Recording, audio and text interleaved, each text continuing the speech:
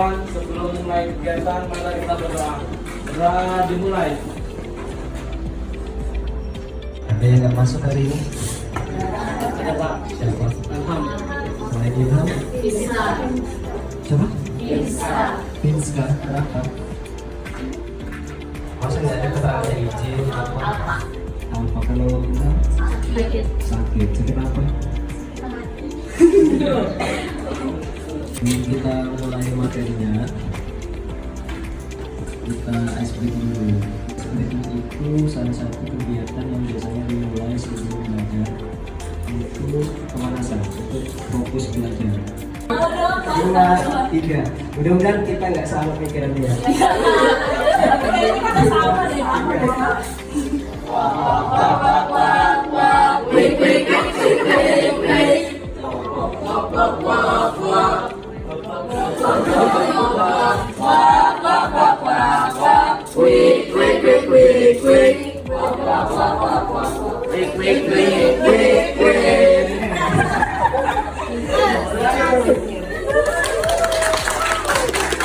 Tujuan kegiatan kita hari ini adalah mampu meningkatkan cara konsentrasi belajar. Kemudian secara khusus lagi diharapkan setelah materi ini diberikan, kalian bisa mengerti pengertiannya konsentrasi belajar, mampu meningkatkan konsentrasi belajar, dan cara mengatasi kesulitan konsentrasi belajar. Sebelum masuk ke materi, saya jelaskan dulu langkah-langkah kegiatan sampai selesainya. Pertama, kalau saya bicara, yang lain mendengarkan dulu. Nanti kalau giliran tanya jawab atau menanggapi saya buka open sesi diskusi, boleh bertanya atau boleh menanggapi, atau ketika saya opening ini silahkan berbicara. Nah, nanti setelah ini kita membagi kelompok. Pakai kelompok yang kemarin aja, masih ada kan? Pakai kelompok yang kemarin, berdiskusi, mengerjakan tugasnya. Nanti saya kirim lewat Chandra, ada linknya lewat Google Form. Kerjakan aja di situ, dikumpul di situ. Nanti kalau salah satu dari sini ada bisa presentasi duluan, silakan maju ke depan, dan kelompok lain harus menanggapi setuju atau tidaknya dari jawaban kelompok yang maju. Temanya adalah konsentrasi belajar.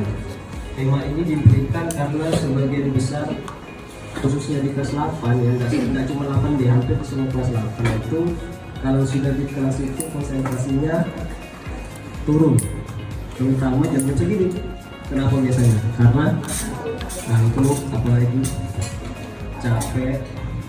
Oke, sudah siap, kita lanjut ke materinya. Oke. Tapi saja Fokuskan diri untuk belajar. memfokuskan diri untuk belajar, boleh. Terus beranikan diri untuk berbicara, ya.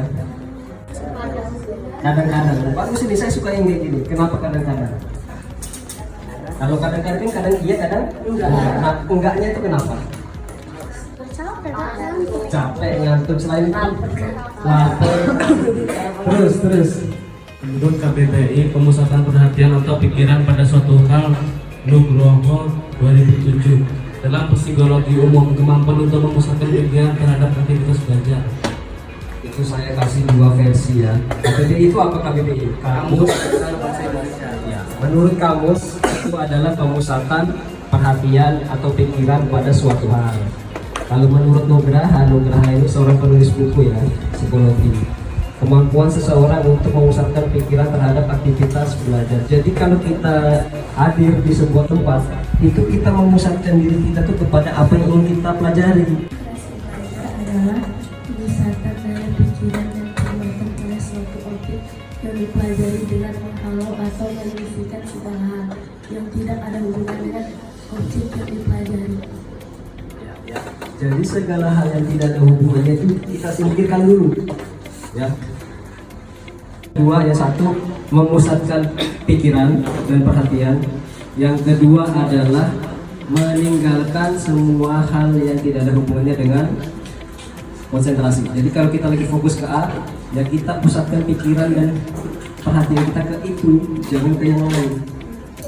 Biasakan seperti itu, ya. Semua pelajaran atau semua aktivitas lah, ya, ini berpengaruh ke semua aktivitas di luar belajar. Sampai di sini, ada pertanyaan? Ini bisa terjadi kalau kita konsentrasi. Artinya konsentrasi harus semua, jangan cuma satu orang. Kalau yang konsentrasi cuma 10, yang 20 atau 25 orang yang lainnya itu malah ribut, nggak bisa. Jadi semua yang ada di kelas itu harus konsentrasi supaya ini bisa tercapai. Siapa sih yang nggak mau kalau belajar itu materinya dimengerti, kemudian hasil belajarnya meningkat, ya mudah menyerap informasi. IPA kata Chandra. Yang lain? IPA. Alasannya? Alasannya. Bisa buat dihafalin. Rumusnya. Itu penyebabnya ada banyak. Satu, mungkin karena memang nggak konsen. Yang kedua, kalian belum tahu cara belajar yang tepat menurut diri kalian bagaimana. Karena setiap orang itu beda-beda. Cara belajar itu, ini sebenarnya keluar dari materi, tapi saya kasih spill aja. Orang belajar itu ada yang bisa pakai audio, ada yang harus siap pasti sudah perlahan. Kalau istirahat dimaksimalkan, terutama istirahat penutupan jam. Ya, yang mau makan silahkan, yang mau main game silahkan. Dari larang main game itu, tapi asal dari 40 jam belajar. Ya, jam 7 sampai 8 jam ya.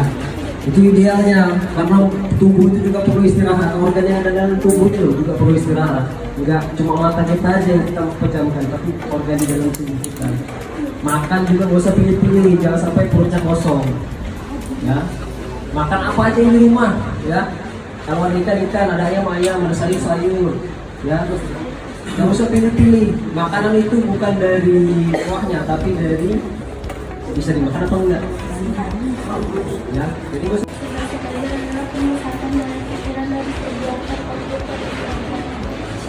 Pemusatan pikiran pada objek yang dipelajari, betul. Yang lain, kemudian tadi manfaatnya konsentrasi belajar apa? Gantian. Mudah dan cepat menguasai materi, menambah semangat, meningkatkan hasil belajar.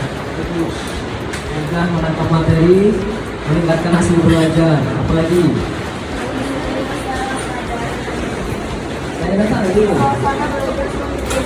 Ada yang gantian. Lebih serius dalam pembelajaran. Masalah lagi kondusif. Menambah semangat. Oke. Cara meningkatkan konsentrasi tadi apa aja? Kesiapan belajar, belajar aktif, suasana belajar kondusif, target belajar, tujuan belajar,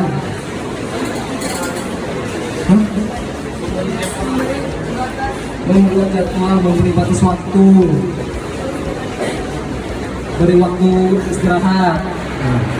Bisa diingat, setiap kelompok itu nanti harus aktif. Saya nanti akan kirimkan materi dan linknya ke Chandra kirimkan ke grup kelas. Nanti di situ kerjakannya ya. Sambil bagi kelompok, saya bagikan linknya. Silakan berkumpul dengan kelompoknya.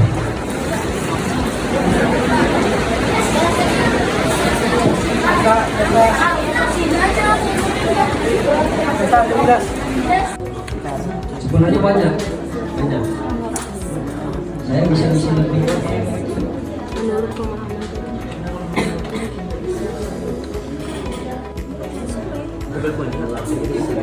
Masih nol jawaban, belum ada yang masuk.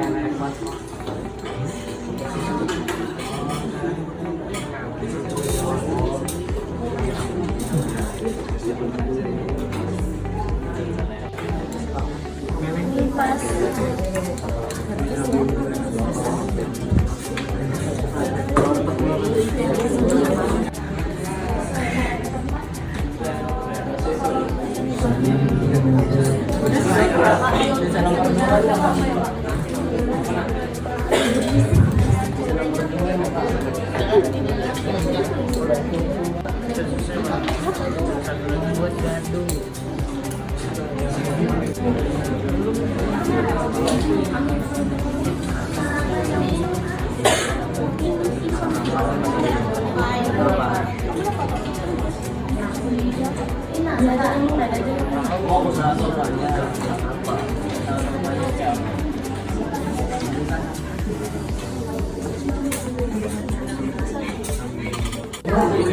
Silakan maju ke depan. Berlima. Yang lain boleh stop dulu, kita dengarkan dulu.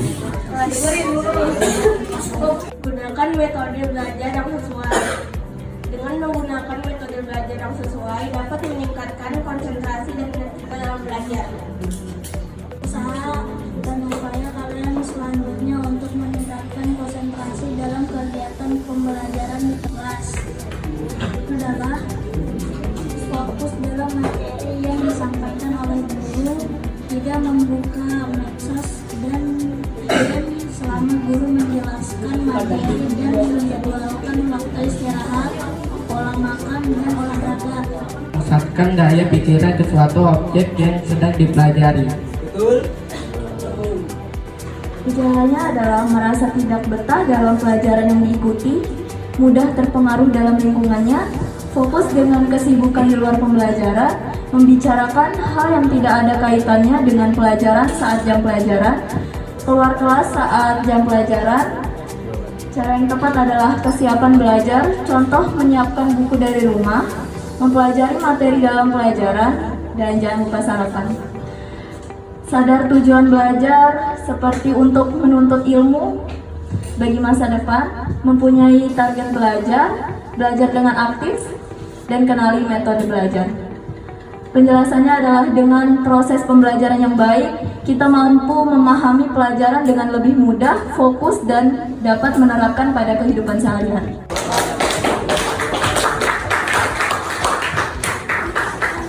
Itu silakan dilanjutkan. Menurut saya konsentrasi belajar di dalam kelas atau di lingkungan sekolah sangat diperlukan karena menyangkut sama materi-materi yang dijelaskan oleh kegiatan yang lain. Dan Kegiatan yang lain. menurutnya sangat penting karena berkaitan dengan materi yang dijelaskan oleh guru, materi-materi yang dijelaskan oleh guru di kelas gitu ya. Betul.